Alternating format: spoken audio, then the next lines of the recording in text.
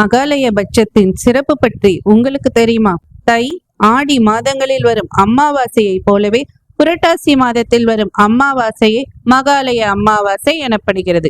அதற்கு முன்பாக வரும் 14 நாட்களை மகாலய பட்சம் என்று அழைக்கிறோம். இந்த நாட்களில் முன்னோர்களை வழிபட்டு தர்ப்பணம் செய்து தர்மங்கள் செய்வது மிகவும் சிறப்பானது. மகாலய பட்சம் என்றால் என்ன தெரியுமா? ஒரு ஆண்டில் மிக முக்கியமான பித்ரு வழிபாட்டு காலமே இதுதான். ஆவணி மாத பௌர்ணமிக்கு பிறகு வரும் 14 நாட்களே மகாலய பட்சம். இந்த நாளை நாம் பித்ருக்களுக்காக கொண்டாட வேண்டும்.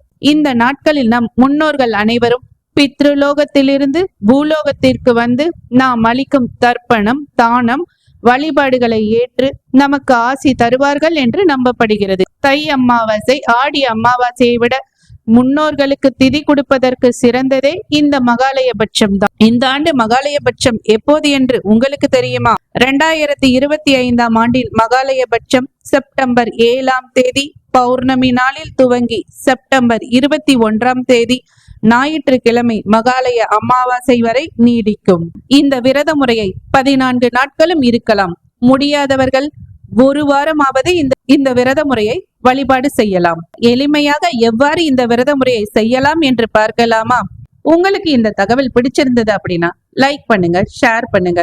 இதற்கு அடுத்தடுத்த நாட்களுக்கான தகவல்களுக்கு நம்மோட ஆன்மீக தகவல் சேனலை சப்ஸ்கிரைப் பண்ண மறக்காதீங்க. தேங்க்யூ.